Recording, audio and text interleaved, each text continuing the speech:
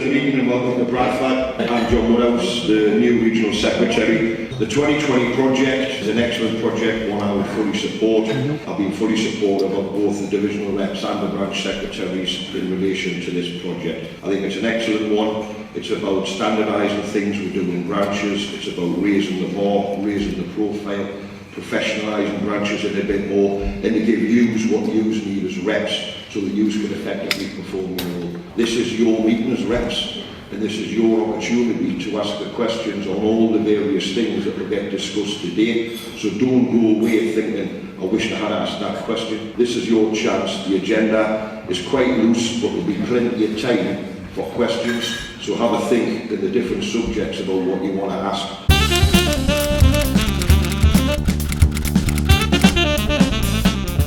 Good morning, colleagues. I'm Steve Warren, one of the divisional reps for the North East, and welcome to the second North East big meeting of all the IR reps and branch secretaries. I'll give you a brief reminder from last year's meeting where we asked, you said, we're doing. So we met with the branch secretaries and area reps, find out what we could do as a union to help and support our reps. From those meetings, we devised 10 questions from feedback and presented them to every union rep meeting in the North East. And the theme of this meeting is we asked, you said, we've done. And we'll show you that this wasn't just a data gathering exercise. We categorised the 5 highest responses, which as you can see were training for reps, meeting and membership engagement, supporting our reps, comms and tools for the job. And we will show you through this presentation how we worked on the 5 categories and how they were implemented within the division, and at the end we will show you how we review and record the 2020 project with the branches. I'm going to cover off initially training. The response from the branches has been absolutely phenomenal. You just have a look at those figures up there. That is the North East division alone. No other division, just us. All 11 branches have got their act together and delivered training to every one of our reps right across the North East where possible. 108 reps being trained up on industrial relations. We're seeing the quality of disagreements getting far better now, where reps understand how to actually log a disagreement and back up their arguments with strong arguments to ensure that they win either a stage 1, a stage 2 or a stage 3 disagreement. Absolutely superb work that's happened because of the training. The training that's been delivered in the North East has been delivered by area reps, by branch secretaries in the North East. We trained them up on the trainer exercise, and they've been rolling out that training right across the North East in their own branches. Absolutely superb. 64 reps have been trained on resourcing, and that's only dealing with delivery resourcing. We've still got processing, logistics and network resourcing to actually cover off that training as well. So we've got 64 reps now have a better understanding on indoor workload tool, on what they need to talk about at resource meetings, and ensure that they understand the arguments to take back to the manager to get the resourcing right in their offices. 88 reps have been trained on the conduct agreements. So now we've got reps going in and actually representing our members effectively and properly within the workplace, not just sitting back while managers tear our members apart. They actually know now how to present the case and how it actually should be delivered. And the same again with the attendance procedure. And the attendance procedure is a bit difficult, if we're honest, because of the current situation with the employer. We've asked once again for a national review of the attendance procedure.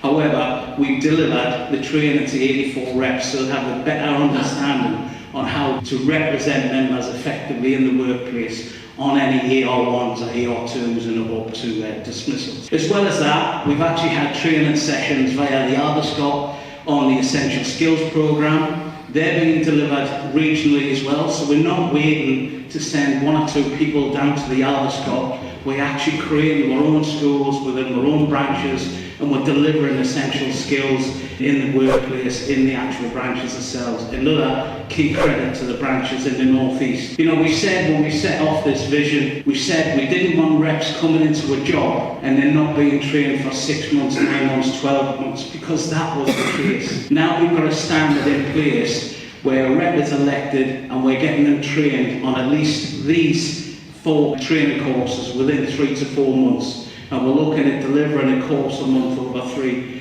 to 4 months, so it is working. The one that we need to look at a bit more carefully is the diversity training, because we're just not getting that rolled out, and actually that training is mandatory. Everyone should be taking it. So again, we're going to talk to the branch secretaries and see what we can do to ensure that we get the diversity training rolled out in an effective manner like we are with the other training schools. On supporting our reps, it's really important that we understand what we've set up here. What was happening is new reps were being elected and then no one was talking to them. So they were elected, yeah, I'm the new CWU rep, no training, no discussions from a branch officer. Ladies meet the area rep every 2 or 3 months, and they were literally left alone. So the turnover in new reps was quite massive. So we got together and we said to branch secretaries, look, we've got to set out the expectations of what we want from a rep, but what a rep should expect from us as well. So we put together the meet and greet document where the branch secretary explains their role, the area rep's role, the support that a unit rep should be receiving, and also what's expected of the unit rep. And that bit was a little bit controversial because we actually got unit reps to sign up to a pledge. And the pledge was, this is the role of a CWU rep and this is what I intend to do. A lot of people thought we were trying to bash people over the head with it, but actually all those roles were in line with CWU rules and regulations that we have nationally. What we've also done is we've shared all our contact details to all the reps. If you haven't got it, the branch secretaries,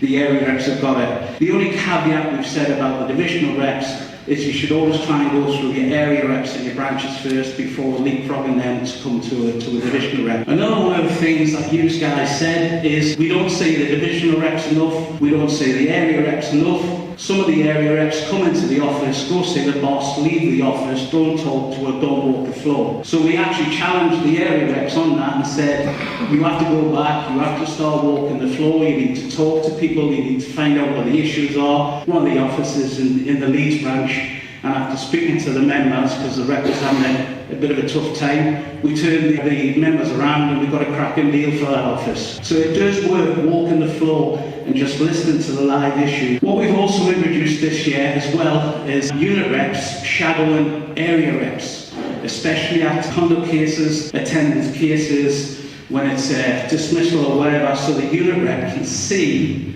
how the presentation's made, they can understand how the argument's been built up, and it actually enhances their progress when they have to represent a member at an attendance of conduct. And it's not stopping here, this is ongoing. This will be an ongoing process, time and time again. This is basically a Reps 318. This is what we put together because some of you guys were saying, we're just not quite sure what our role is, what we're supposed to do. When do we engage members? When do we engage managers? So we literally put this together. Some of the easy stuff is identifying local issues and encourage members to get involved, to be the voice in the office, to communicate the policy.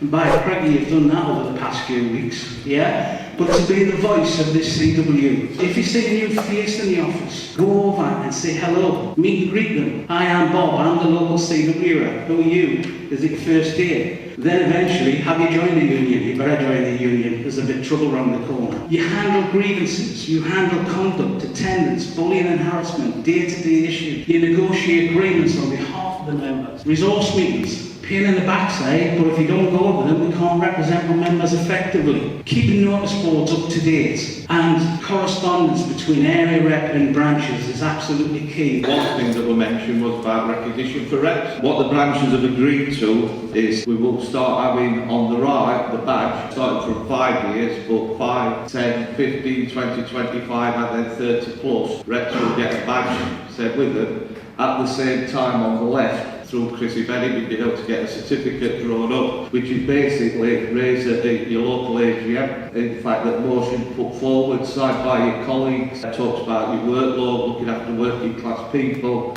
and you will get the badge along with the certificate. How you get that, it could be presented at your AGM. it could also be presented in your workplace. But wherever you are currently, so if you've been a rep for 10 years, your first badge will be 10. If you've been doing it 20 years, it will be 20. 100% of North East branches have now either got a Facebook or a Twitter account. WhatsApp groups, a lot of people have got either delivery ones, functional ones, branch ones, but we have put a word of warning at the end there. These are being monitored by Royal Mail. Sometimes comments can get us into difficulty, even though you think you're sharing them amongst friends. Face-to-face meetings, as Steve touched on, these have been great. We have tried to fulfil the agreement, gate meetings. These have progressed, and I think the results we got with this recent ballot. Videos have been shared. We did one last year for this sort of event, myself, Bob and Steve. Over 8,000 hits that were seen on Facebook from what we did. Standard newsletters have been done. We asked you to think how you could better utilise members' meetings and how to involve the membership more in your offices, and obviously to promote the CWU outside the workplace. And as you can see on the slide, we set a minimum standard for a national officer or a PC member to attend your meetings, and we know that Terry's have been to numerous AGMs. We've also had national officers, David Robertson and Mark Walsh, at other meetings in the division. We will again want to promote National Post Workers Day. The only difference is this year that we could be serving food and drink on a picket line instead of a canteen. We're pretty either with that either way. And this year's attendance by the CWU at the Durham Miners Gala was one of the best despite the weather. And the same can be said for the All Green Truth and Justice Rally, which recorded its largest gathering of supporters yet. There's also been some fantastic work done supporting charities and sponsoring local sports teams. We've had some major success in the division in regard to getting some unit reps fixed release. You set this out as a task for us right from the beginning when you were asked what you needed assistance for to do the job, and the vast majority said we need more facility time. Where that's went through the industrial relations framework, we've had huge successes in at least 2 branches where we've actually got 1 unit rep now on 3 full days release per week. Admittedly, there's a big office, but there's 3 full days there for a unit rep. We could look at it and say, you're all happy, you've all got the time you need, and you're not under any pressure, or we just need to push a little bit more. I think we need to push a little bit more. I think you need to be knocking on that boss's door, saying, excuse me, if you want me to look at this proposal, you release me off my job, whether it's delivery, whether it's processing, whether it's distribution. You get released off the job, because what we don't expect is people to work at home. On the provision of branded clothing, looking around the room, there's a fair few got the CWU branded clothing on, and that is a huge success. Probably one of the proudest and funniest moments I've seen was at the Newcastle Mall special meeting on a Saturday night, where they all had the Rico t-shirts that turn your back or Rico back. The provision of mobile phones, that comes through loud and clear from reps. We want mobile phones, we need mobile phones. And I tell you what, we've had discussions over the past 2 years, from when John Woodhouse was a branch secretary to the different discussions we've had in the room on laptops and mobile phones. I may as well put the 2 of them together, because that's the key issue. What we looked at initially, was it a cost issue? Were reps having to pay for calls on their own contract? We think that reps were having to pay out their own pocket and then trying to find a way of getting the money back from the branches. What we've looked at now is actually, because technology has moved on so much now, you can literally phone each other up at no cost using WhatsApp, Facebook Messenger. There's all sorts of things now that you can contact each other by telephone at no cost whatsoever. So what we've looked at is actually, is it a big issue as it was 3-4 years ago, where people were paying for bills out of their own pocket? And we got that. Most people will have their own personal mobile phone. Most people will have a contract where it's unlimited calls or unlimited texts. And even if they didn't have that, most people now in the branches have got WhatsApp, Facebook, Twitter, where again you can contact people without any cost. So we're going to be a bit controversial and say, actually, we don't think the mobile phone is such a big issue as it was 2-3 years ago. You may tell us different. When it comes to laptops, there's a discussion around, what do you need a laptop for? If you've got a smartphone, you can send emails, you can WhatsApp, you can Snapchat, you can Twitter, You can do whatever on your smartphone. The question that we keep coming back to every time on the provision of laptops is, where would you use it? If you're in a delivery office and you're on a delivery, predominantly now you're out on delivery with to and from delivery about 5 hours. So you've got 2.5 hours with your tea break, 2 hours 50 indoors. When will you use that laptop in there? We're just not sure. But we are aware that some units, the bigger units, who have got fixed release, may well need a laptop or a computer, a desktop computer, to do some of the work. And what we're seeing is actually that needs to be a branch discussion. That needs to be a one-to-one with a branch secretary. There needs to be some rationale about how you use that laptop. Because what we can't have, and I refer you back to the first bullet point, I don't want a rep saying to any of the divisional reps, can I have a laptop so I can work on the revision at home where the kids are slapping jam and bread around my head and throwing orange juice all over my laptop? We can't have that. We can't have that. Because we go back to the first bullet point and say, if you're going to do any Royal Mail work, dealing with revisions, dealing with anything, it has to be in Royal Mail time. Therefore, the discussion is, when do you need the use of the laptop? What we're saying is after 2 years of debate, if it has been 2 years of debate, it needs to go back to the branch and it needs to be a fundamental discussion on why that unit rep needs a laptop or a desktop computer. We're being at Royal Mail for the email addresses. This is how bizarre it is. I'm a divisional rep. I was advised, this is not a criticism of headquarters, I was advised by headquarters that because I'm a divisional rep, because I deal with appeals against dismissal, Royal Mail will give me a Royal Mail email address. So then everything's encrypted, they can send me notes of interview, everything's hunky-dory.